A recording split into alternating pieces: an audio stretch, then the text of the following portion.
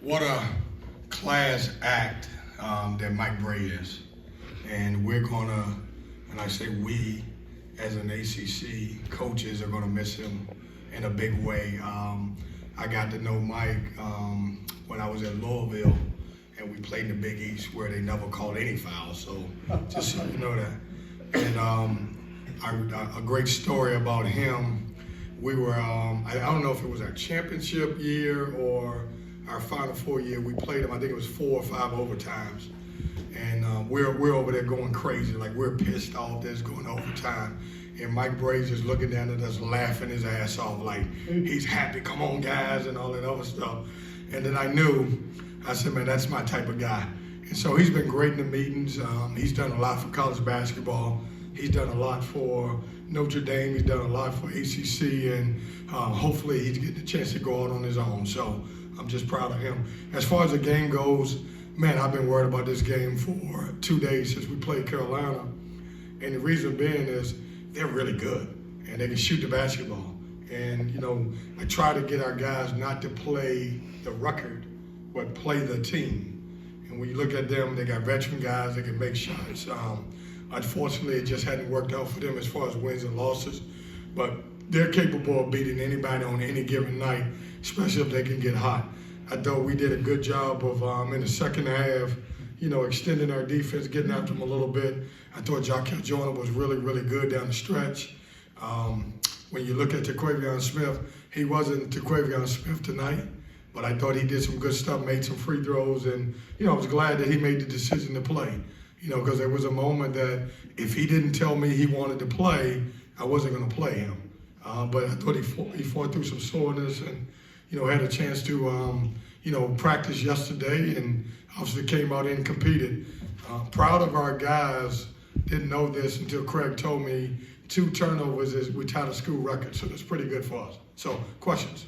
When did you find out Taquavion was going to play? When did he say, I'm ready, Coach? So, Chip, probably about 4 o'clock at practice when he knocked down 2 threes.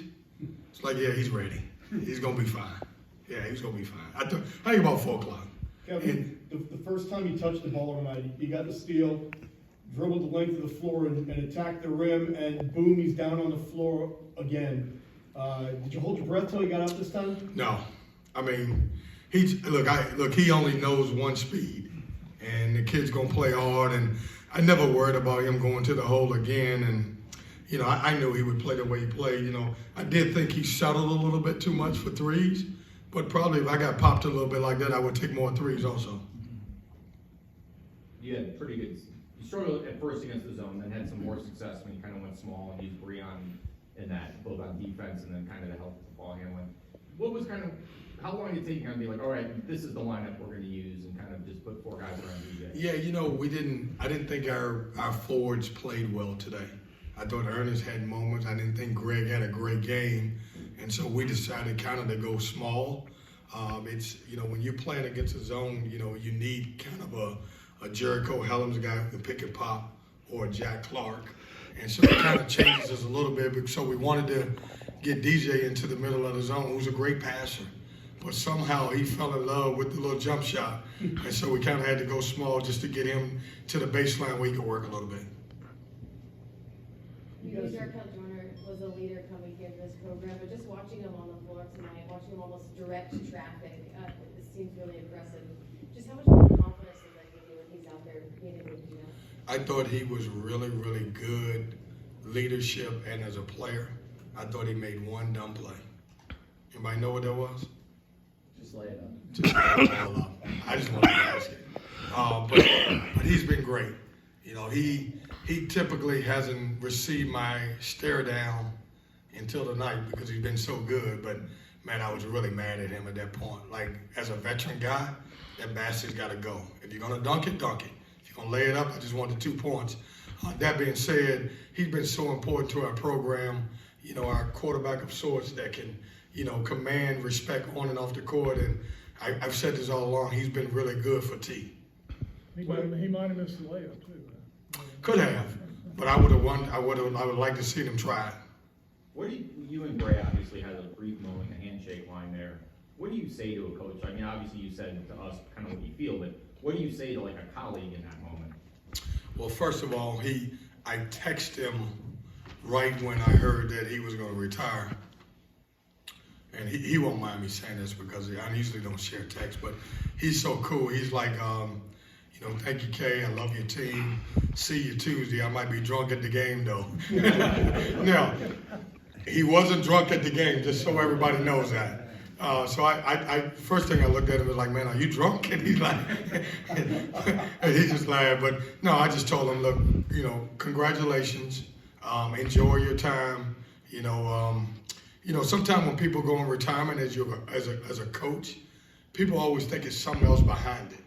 And the guy's done a great job. He's coached for a long time, and now he can enjoy life.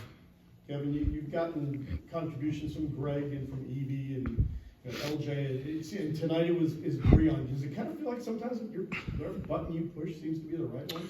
Well, I'm so proud of Breon, and what we've talked about is that when your opportunity comes, take advantage of it. And it won't show up on the stat sheet. I thought he played really good defense. I thought he made 2 really big free throws down the stretch.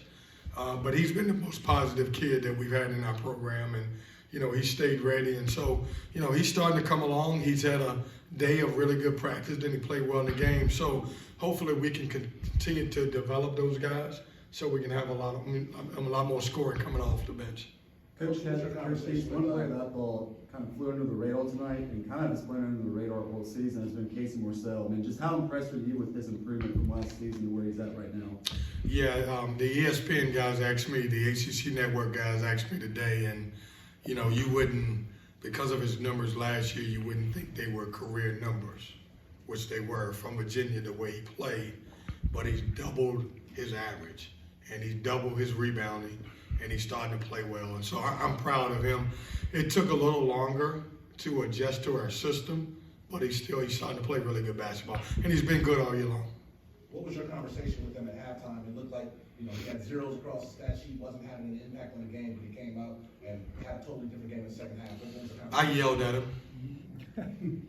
I did. I yelled at him. Because I thought his defense was lacking because he wasn't scoring the ball. So I yelled at him. Now, he wasn't the only one I yelled at, but I did yell at him.